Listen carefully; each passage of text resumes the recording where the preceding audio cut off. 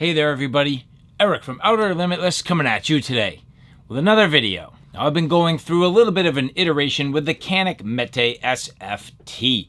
At this point I've been putting pretty good round count through this. I love this handgun. It is absolutely fantastic. It's a great handgun for me. But today what we're going to do, we're going to take advantage of the fact that the slide is optics cut. This handgun being optics ready. So we're going to put a red dot on this, bring it out to the range and have some fun. And in order to do that, we are going to leverage this Crimson Trace RAD Micro Pro, which I've looked at in a couple of additional videos. This is becoming a little bit of a workhorse optic for me. It's going to make its way through use on different firearms, and today it's going to make it onto the slide of the Canik Mete SFT.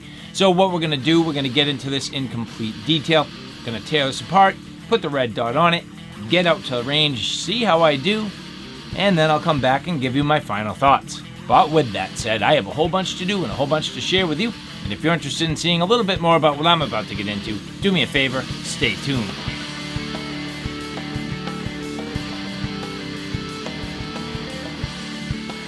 So this Canik Mete SFT has been absolutely awesome for me. And well, so far, the Crimson Trace RAD Micro Pro has also been awesome. And I'm hoping that the merger of the two of these together is just going to work out very, very well. So we'll get into this in detail. But the first thing is, if you take a look here, obviously this is cut. So the slide is already cut for an optic. If you look at the Canik Mete SFT, because of the way this bevels in, you'll notice that it's a chamfer on the top. It really does require more of a micro platform optic.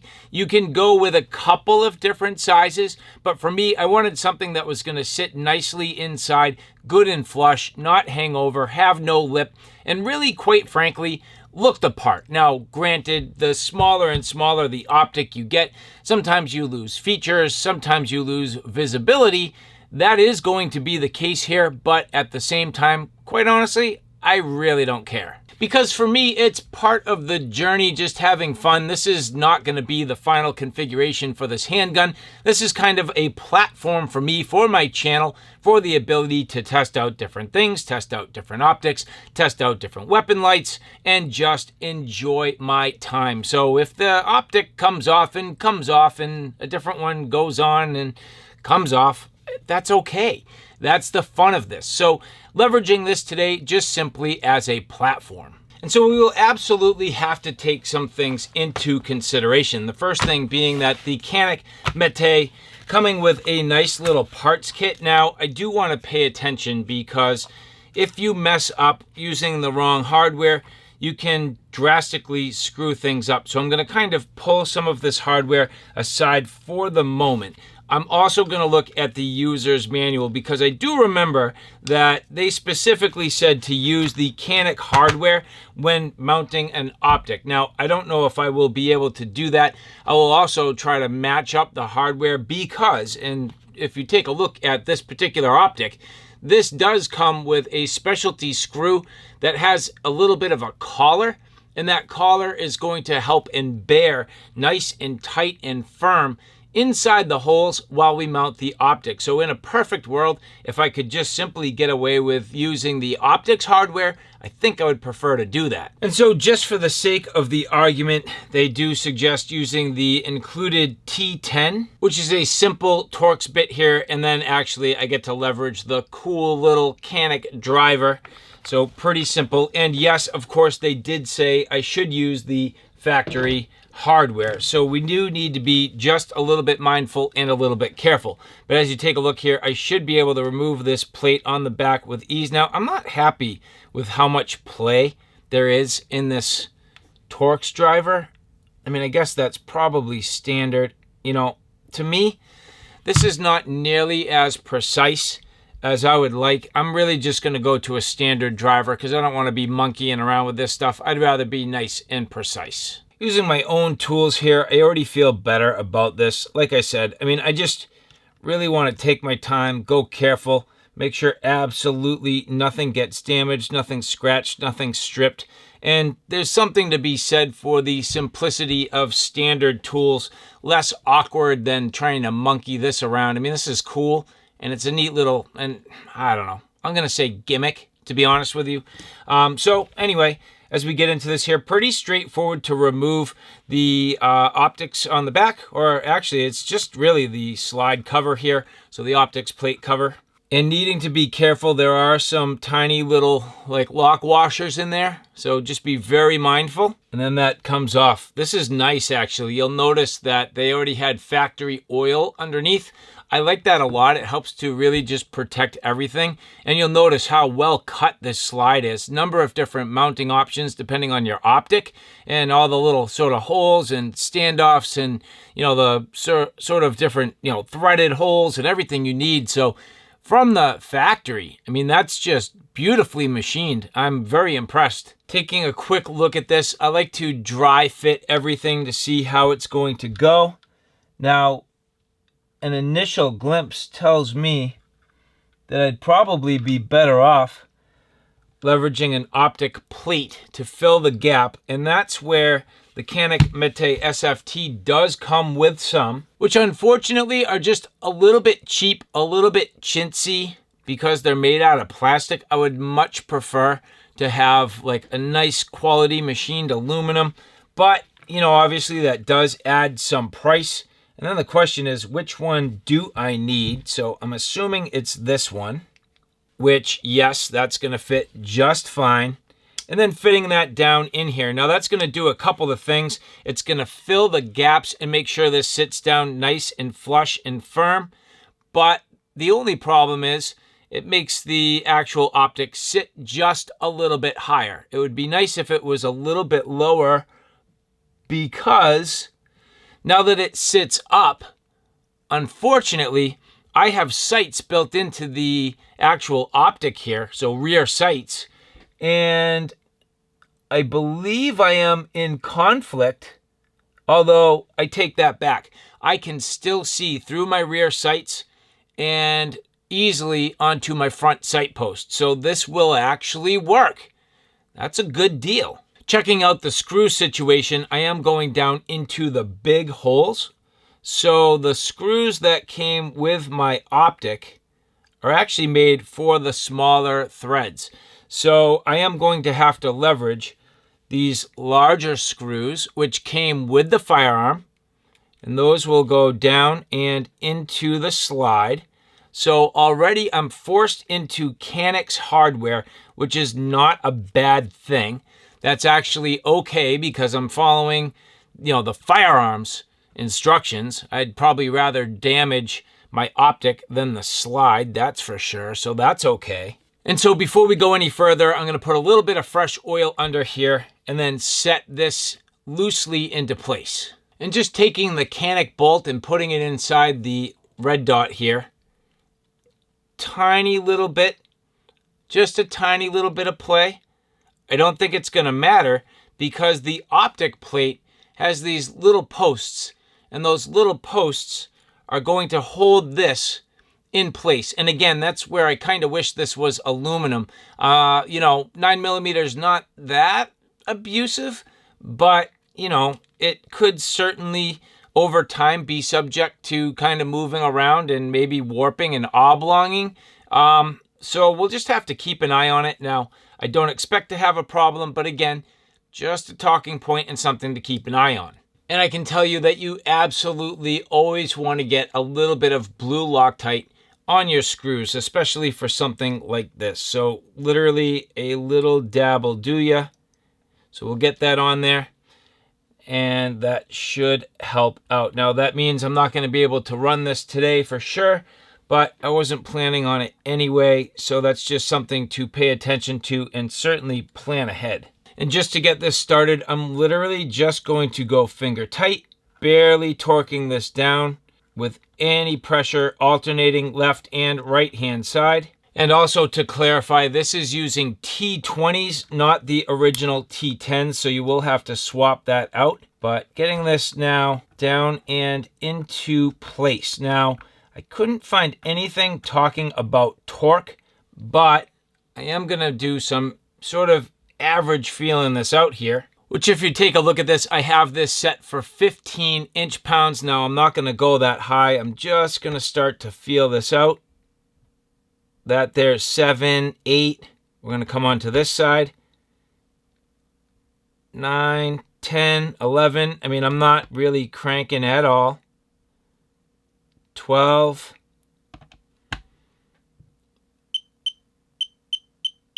13. Feeling pretty good there. 14. That's 15.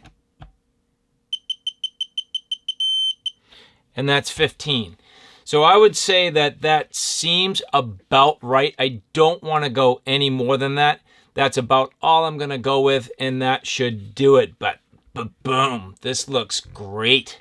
So the Crimson Trace sitting here, nice and ready to go. I'm basically going to let that Loctite firm up, and then we'll get into this in just a little more detail at the range. But before we do that, taking a look down and through, I can easily get on my sights. Now, unfortunately for me, the actual sight, the optic itself, is getting a little bit in the way, but I'm lucky that that happens to be cut out because it buys the relief I need to actually see my sights straight and through. And in terms of, I guess what I would call a true co-witness, I think that's spot on. I mean, I'm not the best at judging, but man, I mean, that is pretty darn good. So next thing we're going to do, we're going to let this sit.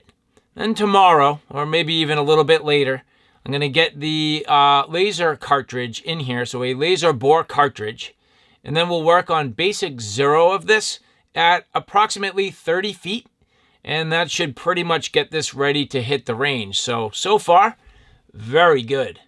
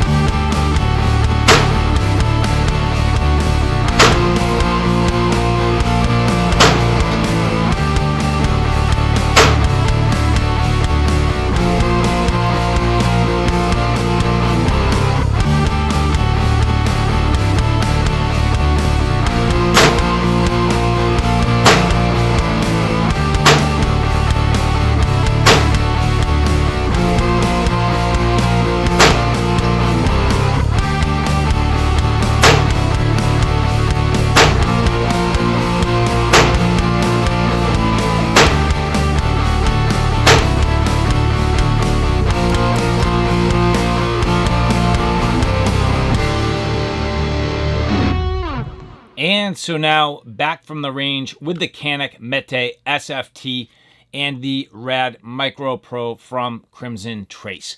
All in all, I do have to say it went about as well as I would have hoped. Pretty straightforward, very simple. This red dot mounting up extremely well, holding zero nicely, just looking the part, good and easy to see. Now, I do have to say, I do very much enjoy the green dot. I have found that I like the green dot better than a red dot.